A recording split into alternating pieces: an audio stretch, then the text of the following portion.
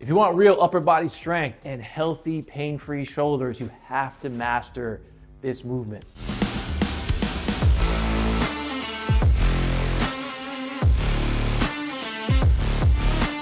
So we have 8 foundational functional movement patterns that every athlete, lifter, and person should own. And this is movement pattern number 5 in my functional movement mastery course, the vertical press. The vertical press builds strength and stability through your shoulders, through your arms, and through your core. Whether you're pressing some dumbbells, driving a kettlebell up and overhead, or just putting a heavy box up on a shelf at home, the vertical press shows up in the gym, sports, and in everyday life. By the end of this video, you will know exactly how to set up and perform the vertical press safely and efficiently. Plus, I'll walk you through 3 variations you can start using right away to build strength, protect your shoulders, and level up your pressing power. What's up, guys, and welcome back. Today, we're talking about movement pattern number 5 in my functional movement mastery course, the vertical press. So this pattern shows up in our everyday lives, just some basic things like putting dishes up on a shelf, putting a heavy box up on a shelf, of course, into the gym with our lifts, all the way into sports and just overall athletic performance. So it's a pattern that we need to have dialed in to, of course, build stronger shoulders, but to also build better shoulder stability and overall better shoulder health.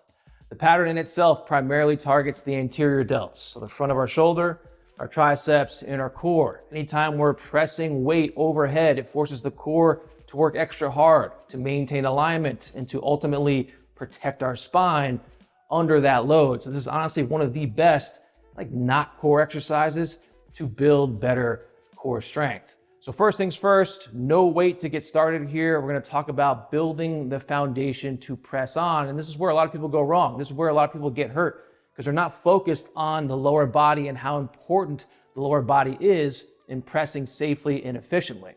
So feet under the hips, maybe shoulder width somewhere in there.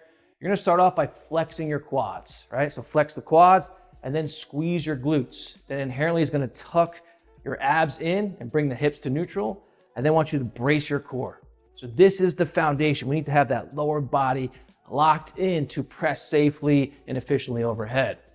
The next thing I want to talk about, if you're somebody who's really tight, shoulders are tight, even more specifically your lats, what's going to happen is as you start to fully extend overhead with that weight, your body's going to ultimately seek the path of least resistance. Oftentimes, it seeks that path of least resistance by arching the back to achieve that full range of motion. So it's so important, whether you have tight shoulders or not, to focus on keeping the quads flexed and glutes turned on as you press overhead and keep the ribs pulled down. Do not let your ribs flare and back arch. That puts so much stress on your spine. So glutes locked in, tuck those abs in, ribs pulled down as you extend all the way overhead. All right, guys, variation number 1, we have the 2-arm shoulder press. So whether you're using dumbbells, kettlebells, or barbells, the fundamental mechanics are all going to be the same no matter what kind of resistance you're using. So feet right about hip width. We're going to push our butt back, hinging at the hips, reaching down for our dumbbells, somewhat of a clean / curl up into that front rack position. I want the elbows at roughly a 45-degree angle. We don't want to be flaring them out like this. We don't need to have them pointed directly straight ahead, 45 degrees. Heads of the dumbbells resting on the shoulders. We then build our foundation. We flex our quads, we squeeze our glutes, we tuck those abs in, and we take a breath in to brace before we start pressing. As we're pressing, keeping those elbows at a 45. We don't want to flare out here and press. Elbows at a 45 as we extend all the way overhead. Remember, keep the ribs pulled down and keep the glutes engaged as you press all the way to full extension, exhaling at the top and as you lower down with control back to the front rack position. So breath in, lower down with control. Ribs pulled down.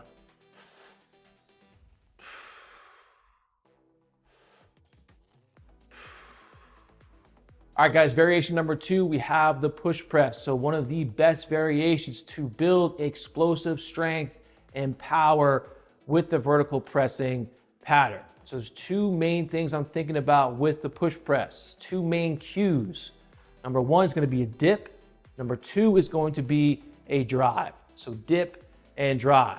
When we're talking about the dip, it's very important that you keep your chest completely vertical, or your torso completely vertical, pushing the knees forward, making sure that we're driving our knees outward, not letting those knees cave in.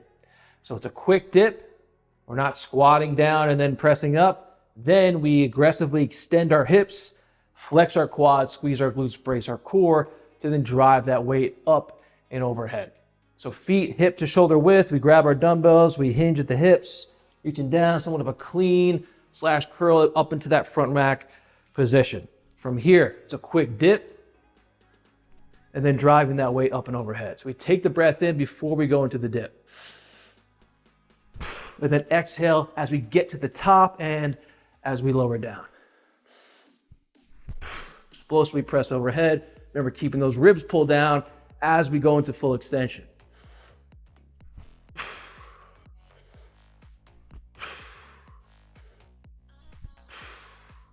All right, guys, variation number 3, we have a single arm rotational shoulder press. So great unilateral variation to improve imbalances, work the body individually from side to side to build that symmetry, build more core strength and stability, while also moving in that transverse plane, working in that rotational movement pattern. So we're getting out of that really traditional sagittal plane, front to back, up and down pressing patterns. This is going to help us just more in everyday life, because not everything's going to be so straight up and down, front to back. And then also it's going to be very transferable over to sports and sports performance as well. So we're going to start feet about shoulder width here. We're going to hinge at the hips, just like we would in a kettlebell deadlift. However, we're going to grab the kettlebell with 2 hands. So hand over hand. So hinge at the hips, reaching down, grab the kettlebell hand over hand, pack the lats, pull that kettlebell up into the front rack position. So vertical forearm here, elbow nice and tight to the body, knuckles pointed towards the ceiling, so strong wrist. We don't want to have our wrist like this. Strong wrist, knuckles pointed straight up to the ceiling. We don't want that elbow out here. Nice and tight to the body throughout. Also notice how the kettlebell's cutting across my hand. It's not cutting straight across as if we were holding a barbell or a dumbbell. It's cutting from the base of the fingers down to the crook of the wrist, and then the bell is resting on the forearm. If it's really painful or uncomfortable, try moving it around a little bit. Oftentimes we just adjust a little bit. It takes a lot of that discomfort away. So feet are shoulder width, we build our foundation. We flex our quads, squeeze our glutes, brace our core. We initiate the movement by pivoting and rotating through the hips. So we pivot on the same side foot of the arm we're going to be pressing with. So we take that breath in, everything's tight and engaged. We pivot and then pressing all the way overhead, keeping those ribs pulled down, lowering down with control, exhaling at the top in as we lower down, simultaneously rotating and pivoting back to that starting position. So we get tight, press.